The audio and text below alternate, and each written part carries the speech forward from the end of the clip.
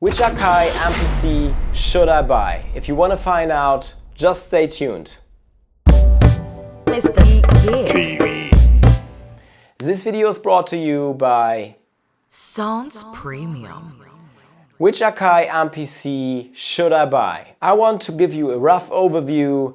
I don't want to get lost in too many details, just the bullet points very quickly to get a broad overview, and then you can start your own research which device is best for you, but this video will give you a very good orientation. There are a lot of devices, there is a big MPC series, a broad range of products, and I just want to give you an overview to make your decision easier which device to buy. There are pros and cons with every device and also different price tags. The first device is the cheapest one in the range. It is the MPC Studio. The MPC Studio is just a controller. You can't use it standalone. You always need a computer for that. PC or Mac, it doesn't matter, and your MPC software, and then you are ready to go. You can train your muscle memories because you got your pads right there. It makes much more fun than just to have a MIDI keyboard or something like that, because with the MPC Studio you already got this MPC workflow. The only thing is that you can just use it as a controller, and you got a colored LED screen, not that big like the screens on the other MPC devices, and it also has a touch strip. This is something the other MPC devices don't have, except the new Akai MPC Key 61. It comes with a price tag of about $195 at the moment, so the prices can of course change during the time. Next on the list is the MPC One or MPC One Plus. The difference between the One and the One Plus is that you have much more memory and a different color. So the regular MPC One comes with 16 gig and the MPC One Plus comes with 48 gig, which is very good as an internal storage. But keep in mind that you should save all your projects to an external device like an SD card, USB stick, or maybe an SSD drive, which is externally. You can connect it via USB, but the MPC One or the MPC One Plus doesn't have the option to install an internal SSD drive. There you always have to use external drives. You got enough buttons for a faster workflow. I think it is very handy, this device. You got smaller drum pads when you compare it to the MPC Live 2, for example, but you can still use them. Some finger drummers tend to buy the MPC Live 2 instead because the pads are a little bit bigger, but this is up to you. You can decide on your own if this is a real disadvantage. You can use this device not only in controller mode, you can use it also standalone. This is very nice. You always need electricity. If you want to use your MPC One Plus or your MPC One on the go, you always have to make sure that you have electricity going, or maybe you got a battery pack, but you have to keep in mind that you have to have a good battery pack to power your MPC One or MPC One Plus. Then there is the MPC Live 2. First of all, there was the MPC Live of the first generation.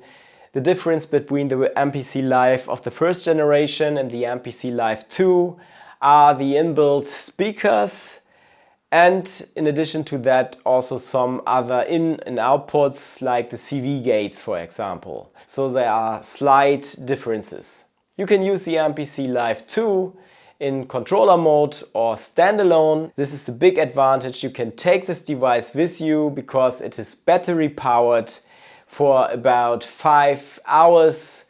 It depends on how hard the CPU usage is. So this is just a rough orientation how long the battery life is. I can work with it very good. I also have the MPC Live 2 and I love this device. It is a portable machine for in and outdoor use.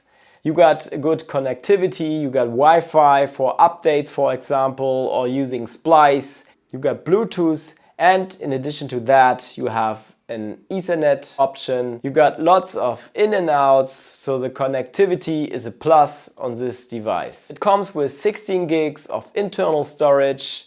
You can install an SSD drive or an HDD drive. If you want to know how to do that, check out this video.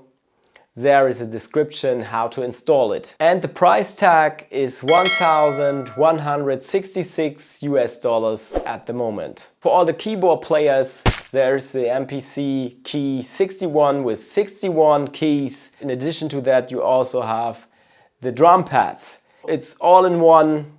It's very big, this machine, and very heavy as well, so it's not made for traveling. It won't fit in your backpack. This machine, it comes with a lot of additional plugins, which is a big plus. When you have the MPC Live 2, you would have to buy it as an add-on. You got 32 gigs of internal storage, which is double the size of the MPC Live 2, for example. And you can also install SSD drives. You can use Akai MPC Key 61 in controller mode and standalone as well, like on nearly every device except from Akai MPC Studio. You got a touch strip controller and you have Wi-Fi, Bluetooth, Ethernet. The price tag is $1,744 at the moment.